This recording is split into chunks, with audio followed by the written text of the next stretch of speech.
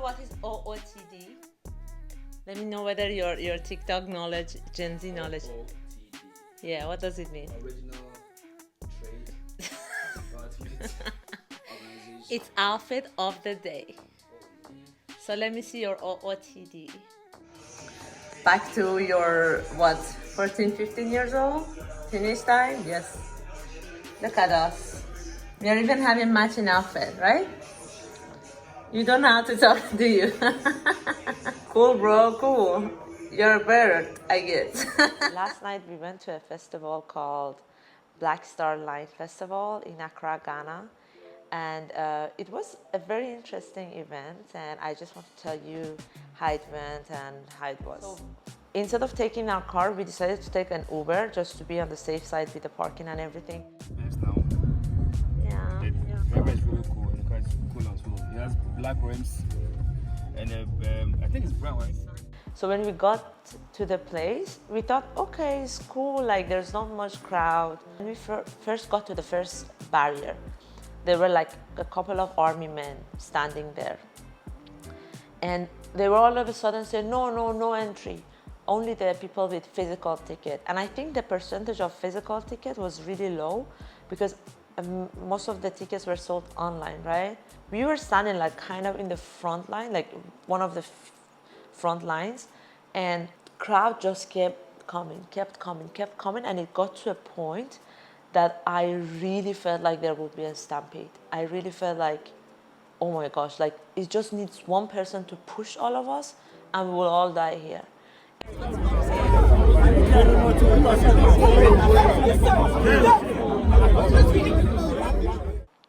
And then all of a sudden they said, okay, now you can go. The second barrier was with people, like I guess volunteers with their phones. They were checking the QR code, right? But at least the guy that was checking mine, his phone was not working. I was like, oh yeah, I think you have it. You know, I was thinking that this could be a fake QR code. Like I could just generate a QR code. Then we entered, and after that, I think things were so smooth. It was just the entrance. When we got there, it wasn't really fully packed. So we met with some of my friends. I'm sure you have seen her, Jewel. She was in the last video, and a couple of her friends. They were also there. So I took some nice photos. The first artist we saw was Manifest, and I've heard a lot about him. I was not really a fan of his music before, but when you listen to something live and you see the crowd singing with it, it's a different experience. They had all these booths for food, for drinks, and like everything you wanted, they were available for you. On top of that, they were giving free water by Voltic. They made the stage in the shape of a star. So when the cameras was going up, it was like a star. That was really cool. Like I think the visuals were also really good. The DJs too, they were really nice. They were really making you hype. Like you felt the energy. You were waiting for the next one.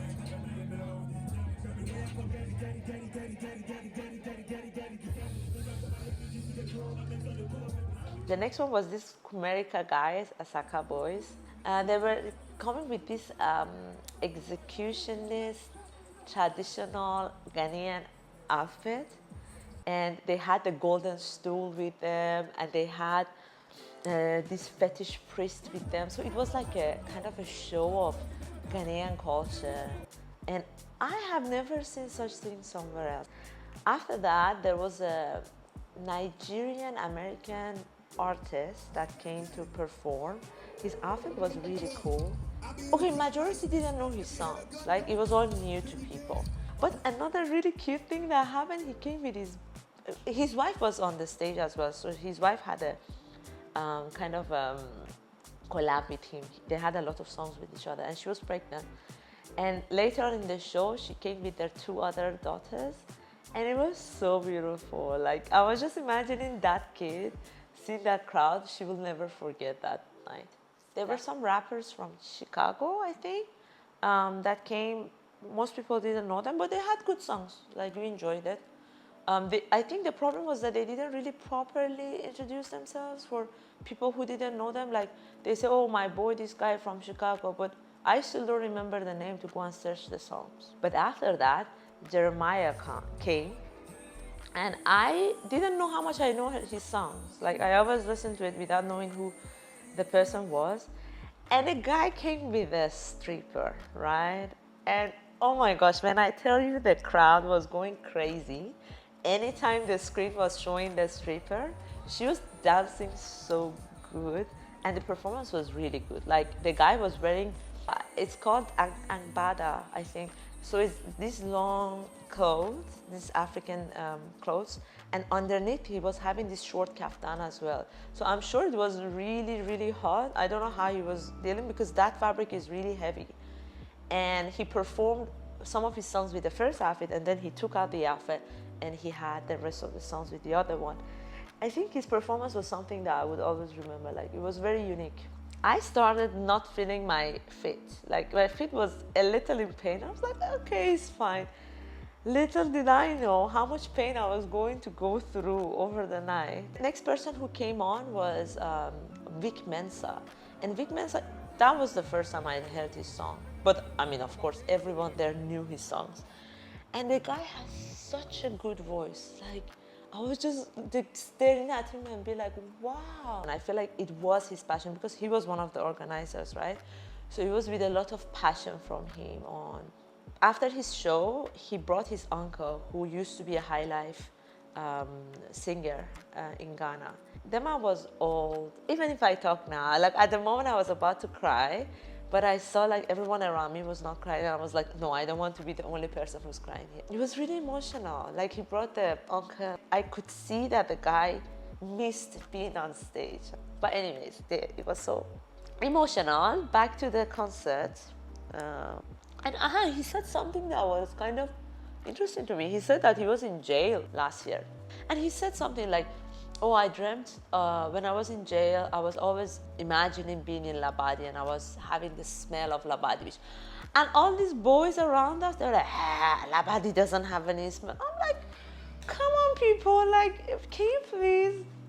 Another good thing with his performance was that he was using the beads that they use here to make bracelet and like necklace and other stuff. He made a vest out of it. I mean, at some point it was torn, but it was beautiful. Such a nice idea. And the band too. The band, I don't know whether they were Ghanaian, African American. They were good. Like at some point I was just like, I would be okay if no one even sings, and I just listened to the band. They were really good. We have been standing on our feet for more than 3 hours, maybe 4 hours already. And we were tired. And one interesting thing they did, they used the canoes they use for fishing in Jamestown. And it was written like Jamestown on it, so I don't know whether they brought it actually from the beach. And people would sit on the canoe. Like, it was such an interesting, unique thing. So we could have sat on that, but my husband wanted to stay close to the stage, so we didn't move. We stood on our feet for another 4 hours. So the Stoneboy came after that, and he came with his dancers.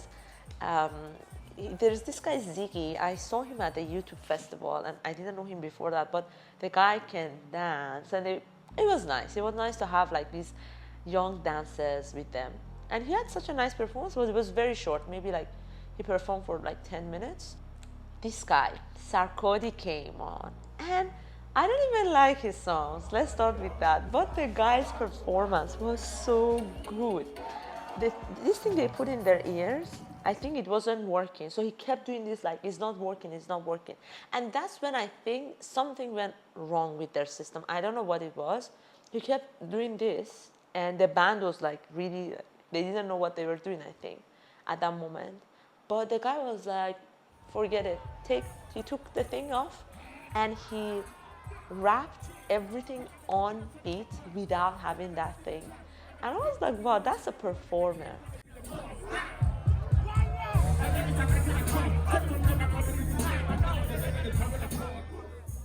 And I met a couple of my friends there, I mean, without planning ahead. And I met this guy that I've been following on TikTok. He's Japanese Ghanaian, and he talks about the differences between the two cultures. And he recognized me and I recognized him. And that was like this moment of like, really like, you know, you meet someone online and you meet him in person. It was really cool. I think after that, after Sarkodie, I think things were just, something was wrong. I wouldn't say things went down. I would say something was wrong and they were trying so hard to fix it, but it was just not happening. So I think there was a technical hitch. And the MCs were trying to cover it up. I think that they tried, they really tried, but it was just kind of obvious. Like you could see there is something wrong and people started getting tired. And that was the time that I felt like I can't take it anymore. Like I cannot be on my feet. And I kept telling myself, let's go home, let's go home. And he's like, no, not until I see Kanye. And Kanye was not even on the list. And he kept saying, no, I didn't come to see Sarkodie. I came to see T-Pain. I came to see T-Pain. And they said Kanye is coming. They said Kanye is coming. And I'm like, he's not even, some idiot online said that Kanye is coming. He's not coming. He's not even in Ghana. If he was in Ghana by now, where was he staying? Kempinski or somewhere. People would have posted something. And he said, no, we are. And I was like, you know what? I can't do it anymore. I sat down and people were stepping on me, hitting me, and forget it, we had to stand. And this guy, I don't know how come, his legs were fine. He was standing. Yeah, we waited a long time. I'm not exaggerating if I say like 45 minutes of waiting in between for T-Pain to show up.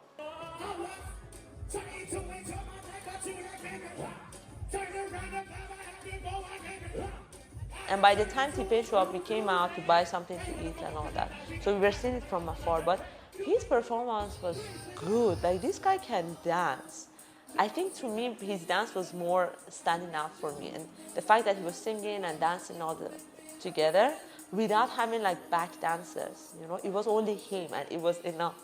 And I think after that, we kept waiting for Chance the Rapper to sing. And at some point, it was obvious that he's not going to sing because people were leaving. And I think there was some problems. I don't know. We left around 3 a.m. Can you believe that? We stood on our feet for 9 hours. And to close the evening, we got an Uber. And the Uber called me, as usual, asking where I was going. And where I'm going, I knew that they won't accept the trip because it's far. And I said, okay, you know what, you just come, I pay you 100 so that you have enough fuel to come back. And he said, yeah, sure. He got us up, and right when we got in, he canceled the trip. And to me, it was like, don't cancel it. Like, I will pay you 100, but don't cancel it. So I said it to my husband in Chinese because I didn't want the guy to know. And I said, the guy is so weird, like he looks weird. I cannot trust him. Please don't fall asleep, because he looks like someone who can kidnap us tonight. That's what I said to my husband in Chinese. The moment he dropped us at the house, he turned to me and said, I used to live in China for 5 years.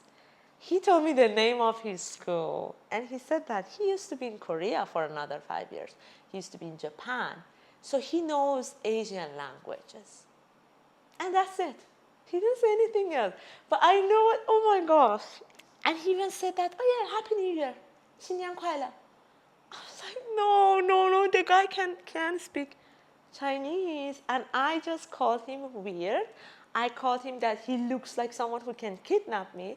Like, it was bad. And it was a reminder of not talking bad about someone. I think he intentionally waited till end to embarrass me, to say like, and he said that he's an immigration officer, he works in immigration, and because he was just, you know, free, he decided to make some extra money. And I was like, oh my gosh, so I'm going to even, there's a possibility I see him next time I apply for my visa. After what I did to him, oh my gosh, like, yeah, it was bad. It was bad. I'm sorry if he watches this. I'm sorry. I'm really sorry. I didn't mean that. So that was it. I think the festival overall was more positive. Like, the positive sides were more than the negative parts. So I can just decide not to ever think about the negative part. And thanks to Chance the Rapper Vic Mensa for making it happen in Ghana, in Africa. I will see you next time.